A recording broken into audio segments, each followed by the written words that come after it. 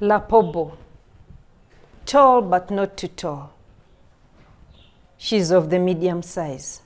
Lapobo, her teeth are not as ash, nor the color of maize flour. Her teeth are white as fresh milk. The whiteness of her teeth, when I think of her, makes food drop from my hand. Lapobo, black but not too black. Brown but not too brown. Her skin color is just between black and brown. Lapobo. Her heels have no cracks. Her palms are smooth and tender to touch.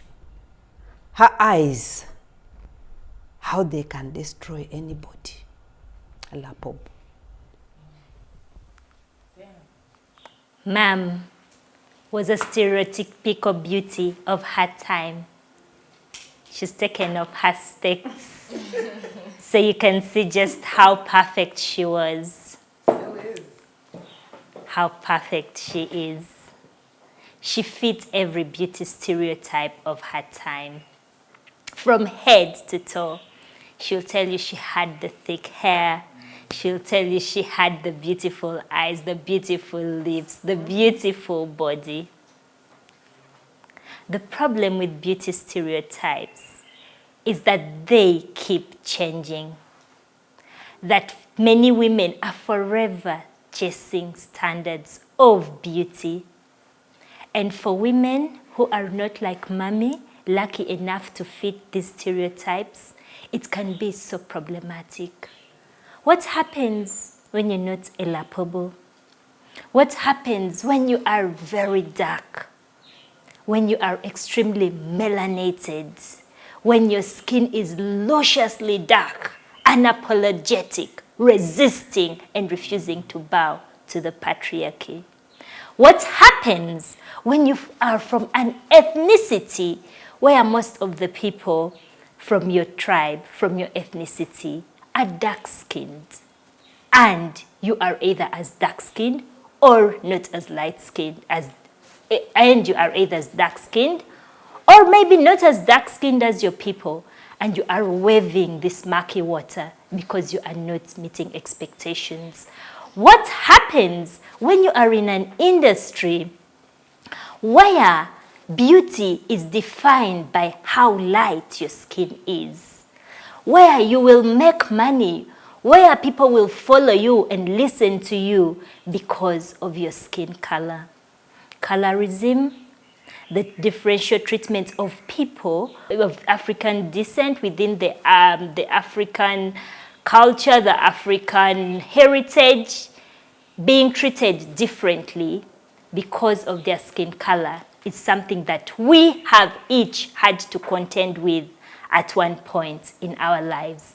This is Hide the Myths, where we are about African conversations in African feminist kitchens. We get together, women of different shades, to talk about the issues that affect us in a tone that works for us, a style that works for us. And today we are talking about colorism. In particular, we are talking about the melanated queens, the women who wear their melanin proudly, but maybe they haven't done so forever. We are talking about their struggles. We are talking about the expectations from these women, and we are inviting you to join us in this conversation.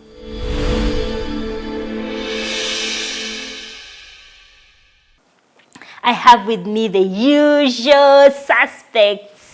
Margaret Katono, last year of high school, dreaming of a medical profession, trying to find herself, speaking truth to power, shaking tables, asking the difficult questions. As always, I have Margaret Onduri, my mother, confident woman, brilliant woman, always bringing us the perspective from the past, because we can only know where we are going if we know where we are from.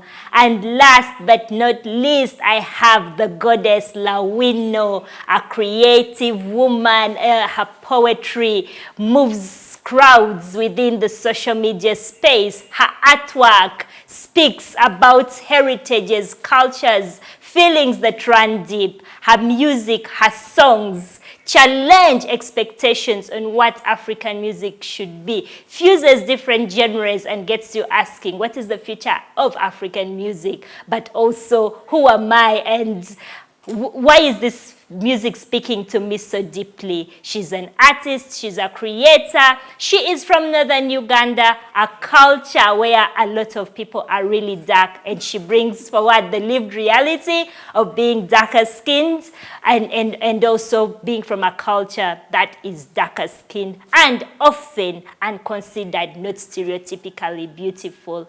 Also to mention that my niece Maggie is also bringing a lived reality. She's a darker skinned woman and she's bringing us the story. I mean, dark comes in different shades. Dark can be relative, but just conversations with Maggie, conversations with the darker women in my life make me know that many times there are things that we do not see because maybe we are not on the darker side, and we miss the ways in which these things intersect.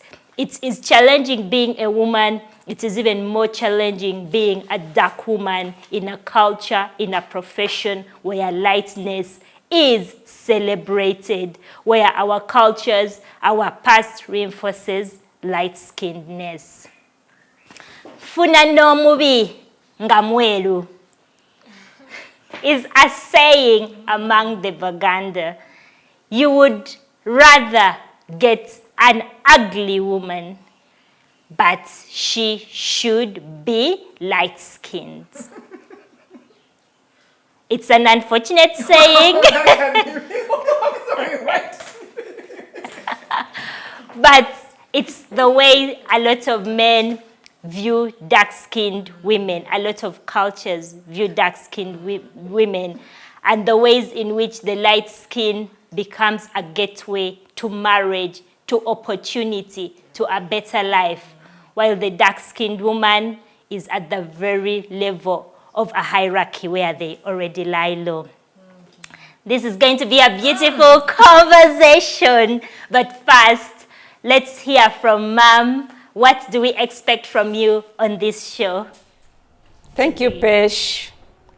Margaret is my name, Onduri is the other. My maiden name is Katono. I'm happy to be here at Hide the Meat, and today I would like to tell you about beauty, complexion. If you are dark-skinned, what do people think about you? What do people say? What is the comparison?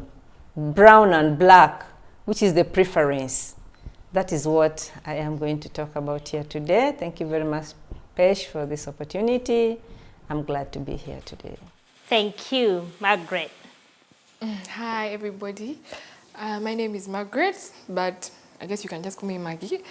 I'm here to talk about colorism and how it affects the media we consume, our everyday interactions, and me as a person in terms of how I relate with people, the jokes I make, like every single thing. And usually I provide, oh, maybe it's this, maybe it's that. It could be, no, colorism is wrong. There's no way to look at it that makes it okay. Like this time, I take a stand. There's no other way to put it. There's no side to it because you cannot. Okay, hold it. Let me not say all that before I get it. Like, colorism is wrong. It's a bad thing. And I want today to, let's dive in. Let's talk about it. Yeah. Thank you, Maggie. Lawina. Yes, please, the goddess Lawina. My take is really simple, and I'm coming from the point of view of a creative in an industry that, as she said, tends to prioritize lighter-skinned women. I guess I'd just really love to talk about the correlation between colorism and capitalism. And by capitalism, I specifically want to talk about the colonial systems that were left behind that we inherited, that then eventually led to this internalized racism that we call colorism, where we see ourselves policing and saying, oh, I want my daughter to be light because we think it's going to get her a better chance at marriage. Or I do not date darker-skinned women because We'll talk about it. This is Hide the Meat. We'll talk about it. Thank you. It's such a pleasure having you. Pleasure to be here. And yes, this is one of those topics that gets you going back in time and thinking, because even when you are a feminist, even when you are aware that colorism exists, we are all products of society. There are reminders here and there. Growing up, there was this advertisement for Fair and Lovely. Fair and Lovely. Yeah? Like, you're the most beautiful woman in the room. How do I say that to her, a lighter woman? They point at this woman. The man points at the woman. And then she goes and uses Fair and Lovely. And then she's light. She becomes beautiful. You remember? Yes, like she would fade from dark to light. And then they'd say that now she's beautiful because of the product. Yes. Oh, and the guy goes, you're the most beautiful woman in the room. I don't know, in the world. How do I say that to her? And it's the woman in the mirror. And those are the messages we grow up with. So however feminist, you know, however immune you think you are, these are with you. And this determines the way you make calls on life, on your children, on who you marry. I want to marry a lighter skinned person. Or, you know, just finding ways to dilute that, you know, your skin color so that you are not on the darker side. This was our time. But ma'am, how did colorism play out? How did definitions of beauty play out for you? Did you even notice? Was it an issue? Who was considered beautiful? Oh, thank you, Pesh. Back in time, it's the same thing that if you were light-skinned, you were considered more beautiful. And if you were dark-skinned, there's always a frown. So is she beautiful? They have to look at you a second time. Is she really beautiful? Yeah, but the obvious beauty was the complexion. Okay. Once you're light-skinned, you were beautiful. I don't know how that plays out for people. Otherwise, personally, I would say you can find a dark-skinned person who is really pretty. But this happened one time, you know, back home in Tororo. We have a very, I don't know what to call it. When a man gets married to a woman, they look at the woman, and then they can talk. People talk and say, you see the other Opio? Opio has married a woman, but I think the woman is a muteso. I think the woman is a muteso. Okay. And then sometimes you find, Opio, the other one has married a woman, but the woman looks like a Muganda. I think she's a Muganda. She looks like a Muganda. And then the one looks like a Muteso. To a Japadola, when a Japadola says you look like a Muteso, it means you are maybe dark skinned, you are ugly, you are not good. Okay. Good enough. Wait, it was everything an insult. bad was it. But if you got a woman, you met a woman. My stepmother-in-law, when I got married, used to call me Muganda. They used to call me Muganda. Same. But for me, they call me Western. That's like, yeah, so some people meet you and ask, are you from Toro? You say, I'm from Tororo. From Toro, I say, no, I am from Tororo. So that's the difference. So now, when someone finds a woman and they say, the woman looks like a Muganda, it means you are beautiful. It means you are brown. You are light. You have light complexion. You are attractive. So the beauty was associated more with the Baganda than to the Bateso. So if you talk to a Japadola and the Japadola says, the other one looks like a Muteso, it means there's a problem with this thing. Oh, you've cooked food and the food is bad, not well cooked. She's cooked like a Muteso. Hey. But if you cook nice food, they will say, you've cooked like a Muganda. Serious? So you can see where we are coming from. So for that matter, people tried, like when you're at school, people are trying to bleach, people are trying to do everything to become brown. They don't have the money. You are a student, remember. You don't have the money, but you'll sacrifice the little to go and look for a skin lightening a cream. Yeah, at back our time there was something called snow fire. You guys had it. Snow fire. Have come from Snow far. fire. Sounds like it Yeah. causes cancer. Snow fire. Yeah, snow fire. So everybody will look for snow fire. People would look for snow fire. I don't know. I don't remember how much it cost. But But also you it can would- tell you will be closer to whiteness. yes, No, yeah? snow fire. She looks some Uganda. She looks like I didn't have the urge to. I think from day one maybe I was contented with myself. Has anyone ever But called you? you are dark but not too dark. Yes, I'm Has Lapobo. anyone ever called you? Yes, dark but not too dark.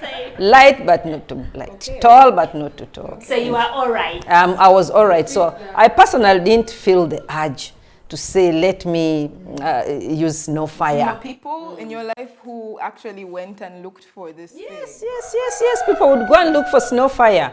You go to everybody's wardrobe, there's snow fire. So some of our mothers and grandmothers are not naturally light. Yeah, they could have used snow fire. Did it smell horrible? No, it smelled good. Then there was another one. I forget the name.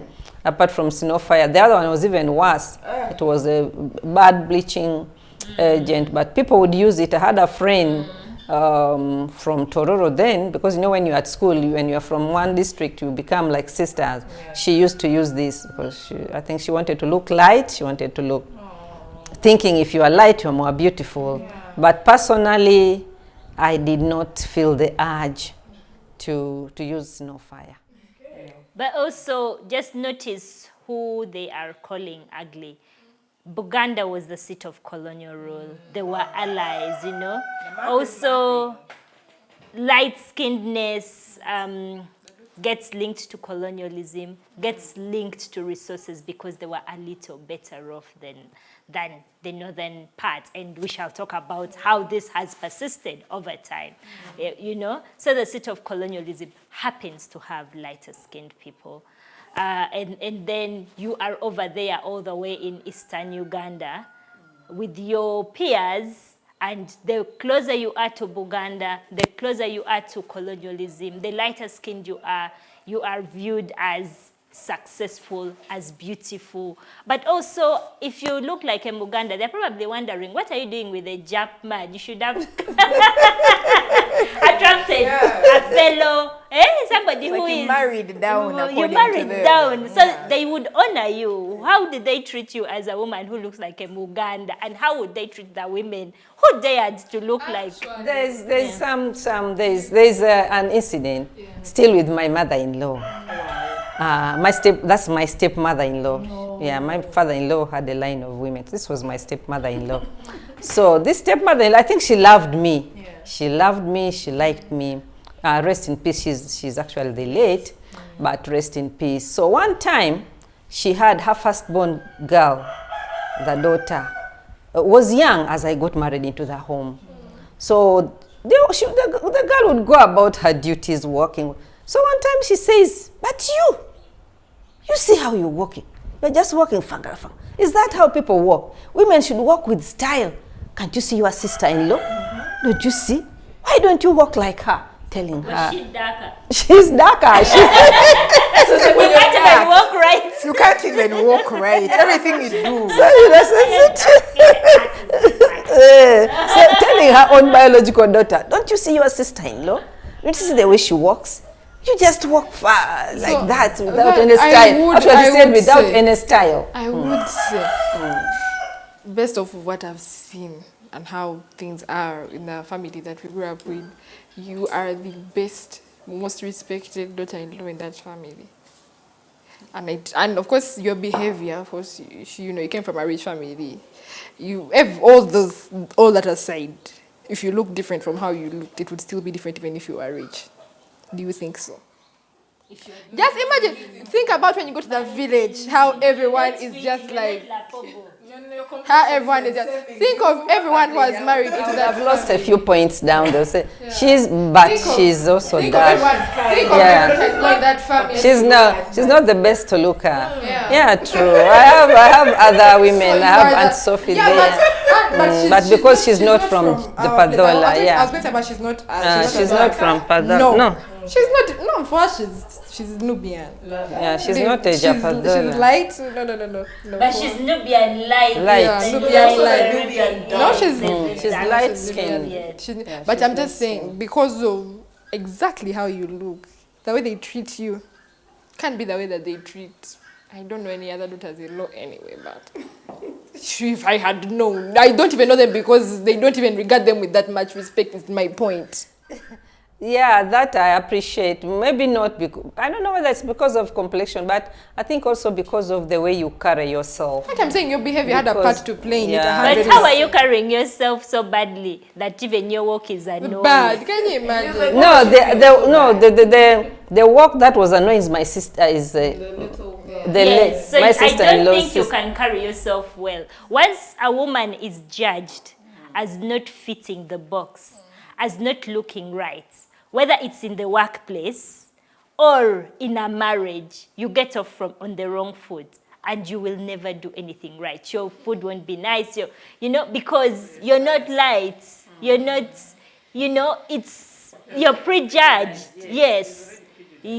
And of course, not every woman. Maybe there are women who don't fit the bill, but they're treated well. But even there, you will see that those things that you're talking about, the money issue, maybe she makes money. Let's stay with her. She's ugly. Yes, so I think there's some things that people are more willing to let slide if you're light skinned. You get, like, we all have mistakes and stuff, but if it's a darker skinned woman who you get, it's like we're not even going to give you grace. You get, okay. yeah. So on top of all your problems, you had to be dark. Like that's a conversion people have, by the way. Yes, they actually do. You're dark. Actually, they'll say, let's say I did something bad. Ali movie ate mudugabu. Okay. Ali musiru ate mudugabu. Ali this ate. What's the correlation? That's so interesting. Even last time I was at the marketplace. In Kisasi, there's a little boy. I think he's a mixed race young boy. So he stays in the market with the grandmother. I think I always go and buy things from that old lady. So this kid was now running around, and there was a car reversing. So this other woman was passing. I said, "You where? Vayo, baja kokona. Sigwe mweru." What does that even, like, how does... Like they want to save the light-skinned life. Then I looked at that woman, but then I'll come to think that there Our are things complexion follows us. something like But that. also the connotation that when you're vulnerable, they should treat you well. Probably when, as a dark-skinned woman, you have more house chores, but when you're That's actually what they told me when I was in the labor ward. Actually, I nearly died. They said I was the first to enter the hospital and the last to leave, yeah? And I was asking, I was like, you guys, I think I'm ready to give birth. Could you please give me a chance? And this is a very heartbreaking story, trigger warning for anyone who is sensitive, yeah? But essentially, people are bleeding out. Labor wards are not beautiful places, right? And I'm begging the doctors and I'm saying, can you please help me? And they're like, that one is a mucholi. Those women are strong, okay? She's dark, she's from a tribe of people where they're more, the women are more masculine. Because I also noticed that darkness seems to be linked to masculinity, right? Like how they wanted to save the light-skinned life. Because like the one who is lighter is more fragile. You need to, but the one who is darker can tough it out, right? And that's like a dilemma now that all us now as dark women get. Like darker, yes, but I mean like dark, black. Like so this relative, This comes down to when you're a woman, either they fetishize you or they masculinize you, and there's no in between. You can never really win. Either they are attracted to you or you look like a man. Yeah, so my question to Mama would essentially be, did you ever growing up like have like a context where someone made you feel good or talked about blackness in a good way? Because you have so many good stories and whatnot, but all of them are like, I'm just like, what was wrong with people? What is still wrong with people? Because the things that were wrong in your time, That's still wrong too. right? That's why we're having Yeah, there was nothing when once you were black. As you say, I think you are more masculine when you are black. To them, a woman should not be black. A woman should be brown. I'm stressed. stressed. Should be some a bit brown coal. So As when- Hey. yeah, I think darkness, that dark skinness is meant for men. Yeah, because I we're think kinder so. to darker skinned men. Actually, some people even prefer darker skinned men. But in a woman is a crime. Yeah. Yes. But of course, they want men to seem more masculine, and as you said, it links. With, so when a man is more masculine, it's good. they are dark, so it's good for them. But when you are darker, So I the mean- melanin makes you less of a woman somehow, is what I'm trying to understand. The lighter you are, the more. The more- of course, because more feminine softness. No, but it's quite sad because lives are actually on the line here. That labor won't No, I could have died actually. I'm laughing right now because I didn't die, thank you, Jesus. But I could have You died. could have, because already women have problems when it comes to medical care and medical personnel believing our pain. They always downplay it. And now I'm realizing right now that the darker you are, the more they're going to downplay it. Because for black women, it's already a problem. But if you are from Acholi land, they are looking at your name, Exactly. Lawino. They're looking at my skin. They're looking at your skin. like, What are you talking about? You are strong enough to push a baby. You actually just made me without realize help. how deep these prejudices actually run. You get, because me, I thought initially it's like, oh, maybe media were not being represented. But until you get down to the nitty gritty of it, you realize that everyone subconsciously carries these biases and they're just waiting for an opportunity to jump out. Absolutely, absolutely. You might sing as beautifully as Jackie Chandiru. You might look like a Ugandan Alec Wek. You might look beautiful and stunning and have a glowing skin. You might fit any other bill of beauty, but once you're dark-skinned, the odds are stacked against you in advance. There was this girl in high school. She was the most stunning woman I ever saw. She had the whitest teeth. She had a flawless skin. She had beautiful eyes, but she did not believe she was beautiful. She did not. Unfortunately, I met her a couple of years ago, and she had bleached the skin. No. It hurt me too. I couldn't believe it. I used to tell her, you need to go for a beauty contest and eat some of this patriarchy money that lines us up according to beauty. Just go and get that money. But she did not believe it. And colorism puts us in a situation where at one point in your life as a woman, you have had to question your skin color and wondered what you could do about it. True. There are exceptions, but by and large, every woman in Uganda with a dark skin has grown up in Uganda, has been there. Growing up, I always thought I wanted to be not Akumu. I thought my mom made a mistake. It should be Akumu Hisiwe. A name that with connection. Because you can see how they're treating. The moment I wasn't even dark, but already I have a blight. I'm from an ethnicity that, The dark ones. The dark ones. So there are divisions already.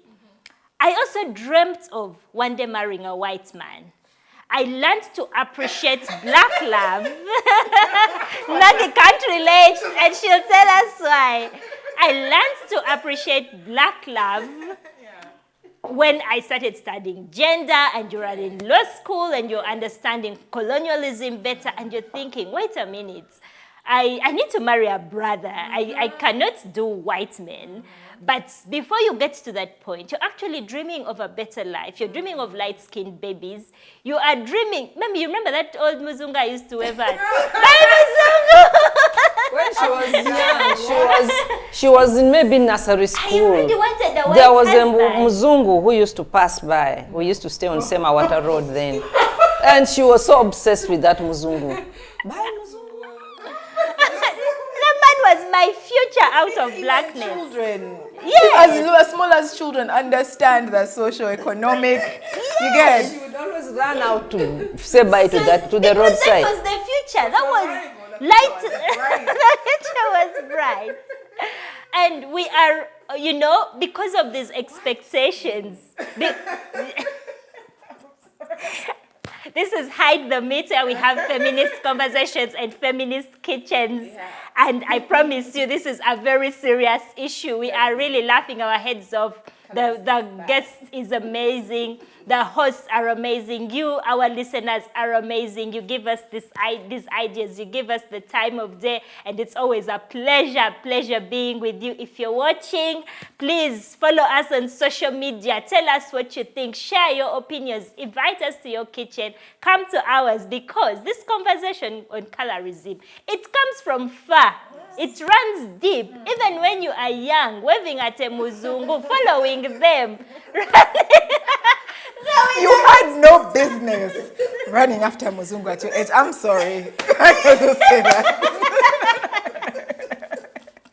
But then there's the future. Well, you wanted chocolate, you wanted mixed babies. Mixed babies. Yeah. I didn't want this hair. I did not want this skin. I saw that. I was already told that it is better, lighter. Yeah? And I had treated hair at work. We all had treated hair. What do you mean you didn't have a treated hair friend? You have to get closer to whiteness. It actually took me going abroad and understanding that I can never be white. I am in a newsroom. I am working for the top media houses in the world, but they still mistake me for one of the people pushing newspapers. They don't think I am a writer because my English is not Englishing. It's not what they thought. And I thought, but I've spent my whole life learning English.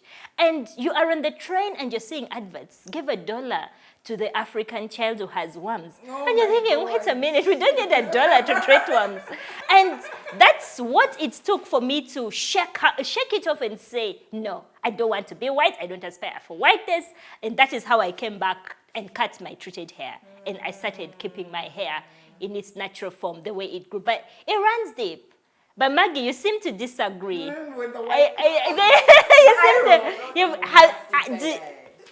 where can I start?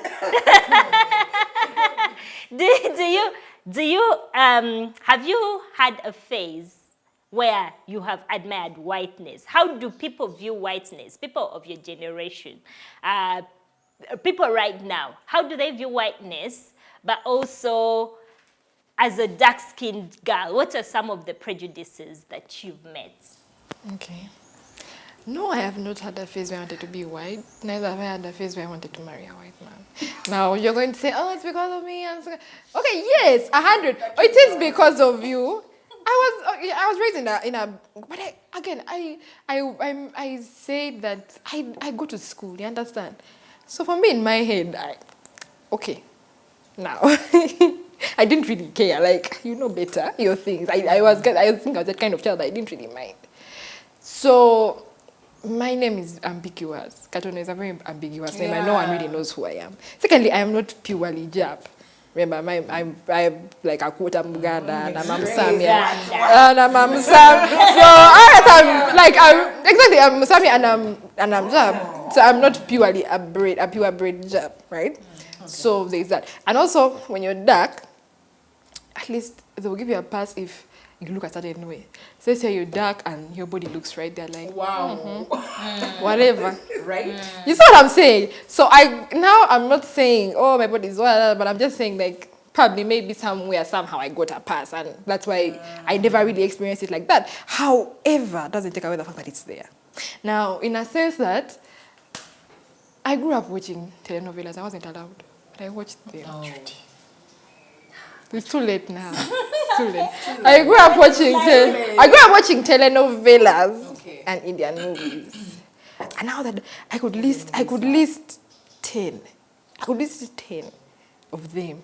And none of them had more than 2 black characters. Now, darker skin. Let's say black they was there, but they were light.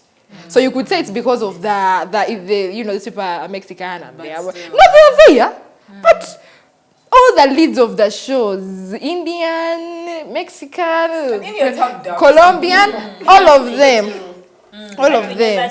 We never behind. Look up all those shows. Just look back. I know people have watched telenovelas. Look up all those shows. if you find more than 2 black characters, they're either very They're mates. insignificant or they're just there to move the plot, like further the plot. Okay, that's in TV, in music. That's the musician I like. Like nowadays, you can see that they're becoming mainstream. But before, it wasn't really there. Look at books. Look at books now. I don't read like intellect books. I read like books for fun. Yeah. Like not like no. I just read books for fun.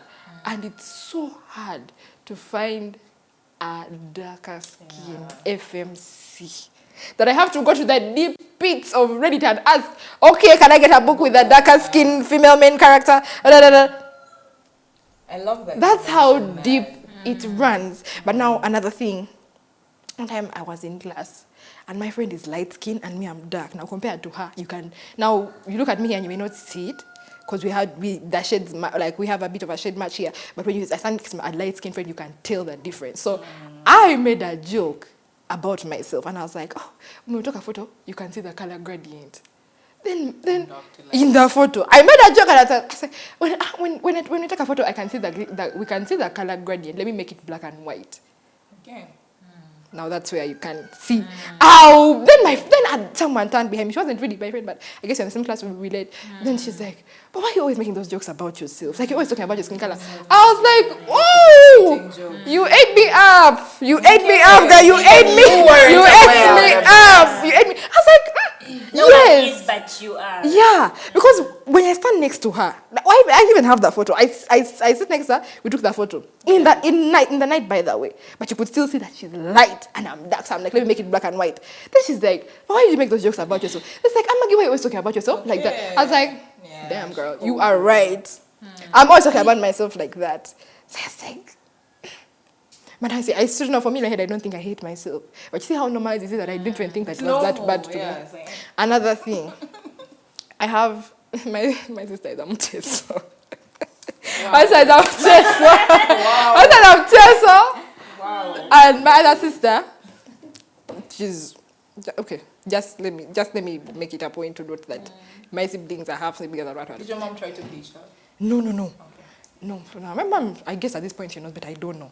Yeah. But the sister who follows me immediately comes after me. She has my mom's features. Okay. Lighter, looks a bit like my mom's side, and I don't look like my mom's side at all, but she looks the most like my mom's side with my mom's sister's faces and everything. Okay. She's the most, like the most, I don't know, Western, in Muganda looking in the family, closest. And then my other sister, the youngest, is darker, looks more like that taste, all right? So then my mom goes, no man alinga omulenzi. But I kept quiet. And I said, okay. And then she's like, no man alinga omulenzi. Like, not, I don't know what now, for context, I don't know. So I'm always at my mom on this show, but the things I love my mom. Yeah. I'm always coming for on this show, but I'm always coming for my mom. This is a systemic issue. It's not an individual. Yeah. Yes. I'm always coming for my mom. Okay. Yeah. But she said, like she looks like a boy, right? I don't even think my sister looks like a boy. Like, for me, I don't think she You don't think she looks like a boy? But she thinks, and I'm like, hey, but sincerely, no way. Okay, so I kind of, well, that's how she talks. So that's how it is. Okay. You go into situations where they are making jokes about you being dark skinned.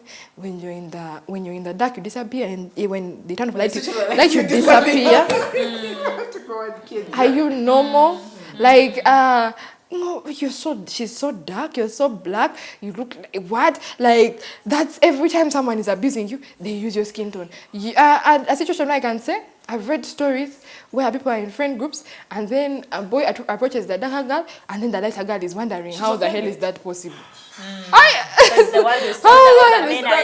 high school, they told me that I had the potential to be beautiful if only I were lighter, because we'd sit on the veranda and grade ourselves, right?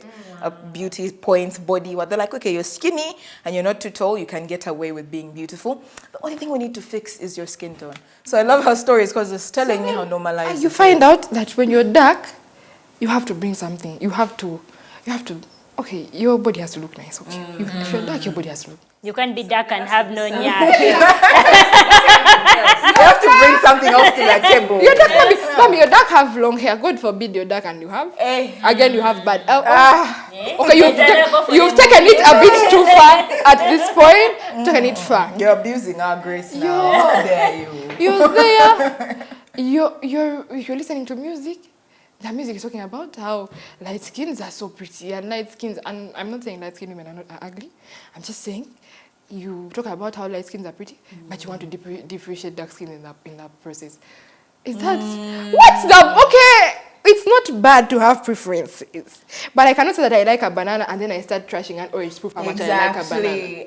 If you like dark skin girls or light skin boys, that's on you. But also don't date a dark skin girl when you like light skin girls and then make the dark skin girl feel bad about date who you want to date. You have, by the way, free will is free. You have free will. Can I say something? I think that she has made a very really good point, about okay, let me use her analogy. If you like bananas and you don't go around saying, oh, oranges, I hate you, you get? And that's why I've realized that it's more than just preferences, because preferences are acceptable. You get, everyone has preferences. I think it's now internal. It's like they hate themselves, and darker skinned women are a mirror of who they are and who they've come from. Because let me tell you guys, 9 out of 10 of the times you find a man on the streets of this here, our Uganda, yapping about how he doesn't like dark women. His mother is dark-skinned. Yes. I promise you will not find someone who hates dark-skinned women more than a man who comes from one. Okay? And this is not the status quo for everyone. No, but then I realized it's because they hate themselves, right? And they hate the situations that they came from. And I think that they perceive it now, okay, fine. Maybe if I find a woman who is softer and more feminine and lighter. So now it's not even about going towards something that you like. It's about avoiding something that you think you don't like. You just, as a statement, like nothing beats a brown thigh. What's brown thigh? What gets into your mind to even say something like that? Like nothing is like, okay. That's what I'm saying. Somewhere, somehow, probably I got a pass. But I think about it now and I'm like, you know the way I will talk about myself and it's just like, oh yeah, but this photo looks so dark. Is that a bad thing? I put it in black. Then I put it in black and white. Then I'm like, you're editing. Why am I editing why am I trying to hide my skin tone? But I've never wanted to be white. Now let's be clear. I think thoughts. Maybe no, not even. Maybe I was like. Let me tell you something. My thoughts were solely based off of myself, and I never ever thought let me be someone else or what. Because, but I was thinking, but why does it look? I think my question was, why does it look like this? But then I was like, you don't even know that you're perceiving that picture as ugly because it's darker. Maybe let me confess, I used to pour a jig in my bath water in my senior 3 holidays. Because now that was the time where we were competing for social credit. Social credit was determined by the amount of boys who talked to you, and the number of boys who talked to you was directly correlated to the lightness of your skin. Because if you take a picture as a group, the boys are going to text and say, what's the name of the lighter skinned one? Always, what's the name of the light skinned one? You get? So it's not even about, for me it really floored me because it made me realize my personality didn't matter, my talent didn't matter, and even what you said, features, you get, as a dark skinned woman, you're not allowed to be normal. You have to be extraordinary to be perceived as normal with a lighter skinned person. You get? Why is that? So when I was doing research for the podcast, I saw a lady who was saying that in America, you're allowed to be a dark skinned woman only if you have a small nose. Right? Oh, yeah. Now, for them, it's the nose. You get, they're like, okay, fine. We've said, okay, fine, you can be black because they've realized black melanin is good, melanin is rich, melanin is exotic, and it's what's selling now, right? But only if you have a small nose. Your Negro nose. Yeah, the Negro nose should go. So you get, it's... Another question I would ask, what reason do you have for making black girls, darker girls cut their hair and letting light skins keep their hair? Good question. Now, before you say hair makes people not study, what about the light skin? They don't deserve to study. Give me actually, by the way, okay, cut hair in a school, whatever. The school is yours. But where are you living? The Indian, the Eritrean, the Ethiopian, they are growing hair. and that girl is not growing hair. Okay, hair texture. But some dark girls have 3C4, C4A, 4B. So what's the reason? It's according to skin. For me, if you're watching, I just want a straight answer. If you own a school and that's your notion, can I understand it better? If it's about studying, school study with hair. I'm not school study with hair. The best schools probably don't have hair. The ones that get that 20, they don't have hair. Okay, but now you go into the school, you see a girl shining from far. Even a boy, you see the boy shining from far. He's light. He has a full head of curly hair. Or even if it's straight hair, just be light. So what's the reason? Just give me an honest answer and I'll rest my case. Maybe they want darker girls to look uglier. To emphasize that Cut off your hair. Like Chicho. Why do they do it? Because remember the Ethiopians, they would keep their hair. Eritreans, Indians, If even you're if you're lightish, mixed with African, you Yes. can keep your hair. And keep in mind there are mixed people who still have our Yes. texture of hair. It didn't matter. Ambiguous. Even if you look, you're not, As long they are as you're not sure. African. Even if they are not sure what you are, even if you're like a Muhima who's light. Or even, just be light. It's not when, I don't think it's about, I think you have to be light enough for it to pass. But also now, I have a light friend. For some reason, they would be for being light.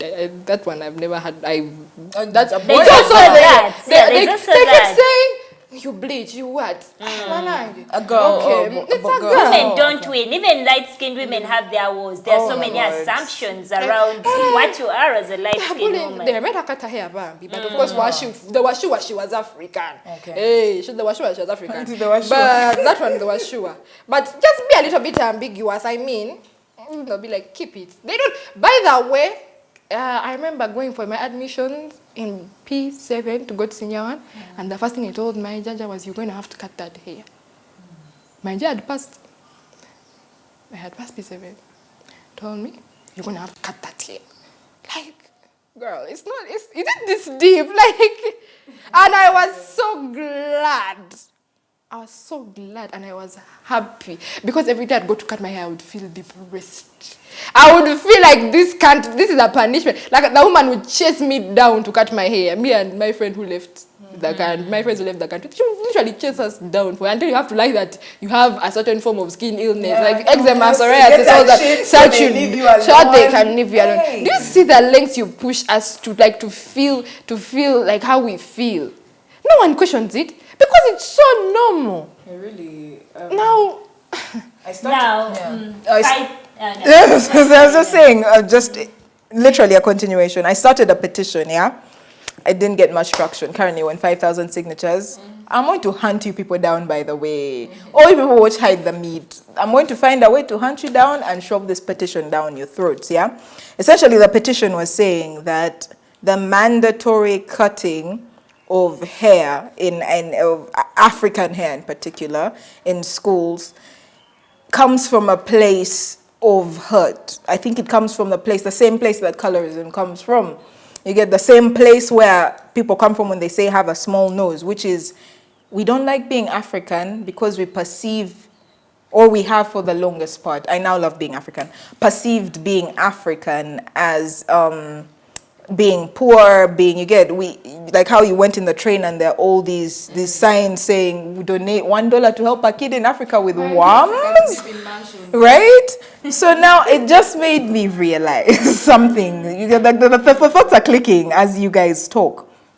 Yeah, the black woman in particular. Before I primarily niche to the darker skinned woman. The black woman to me is like the pinnacle of creation. You guys have heard of the Eve gene, how all possible genomes of human existence and DNA come from the black woman. She is the mother, she is Eve, right? Nothing is blacker than a black woman. And I feel like nothing is closer to God than a black woman, right? And then if you're a darker skinned woman with textured hair and a wide nose, it's like you're not even trying. You're so unapologetically black. You're too African for us. Like, we can't handle it. Tone it down a bit, right?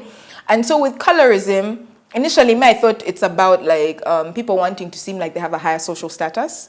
You get like, because when the colonialists came, obviously they're going to favor those who are in closer proximity to them. You mentioned Central Region. I'm not naming names. You people love to attack me on social media and say that I hate Baganda. You guys, I do not hate. My son is literally a Muganda. Like, you hate Baganda. No, I don't. I just like calling it out as it is because, again, we cannot go to the future unless we know where we're coming from past, right? And the facts are the Central Region has lighter skinned people. You shared with me a geographical map, yeah, with the different, and I went to my region, we're the darkest, yeah, and as we come closer to central Uganda, skin is getting lighter, and that's why we have compliments like Muganda means beautiful, means good, right? Not necessarily talking about their character, who they are, but like just their skin color. And just to be clear, whether you are a different shade of brown, a lighter shade of brown, the colonizer still hates you. That's what I was wanted to say. Exactly, you get. Whether you're lighter, They still don't like. At the end of the day, we are all at the bottom. And even when you bleach, they can tell, and they'll still hate you, and they'll still ridicule you, and they'll still talk about you, and even the person you're bleaching for, man, woman, who will still go for someone who's darker than you. So what's the point? She's put it better than me, you get. I think it's important to see you're doing all the things for people who don't give a damn. Something that doesn't want you. You understand. You want your daughter to be lighter because you feel that it's going to give her a better chance at marriage. But truly, if the foundation of the marriage was the complexion of the skin, was it really going to last that long? Let's be honest. Yeah.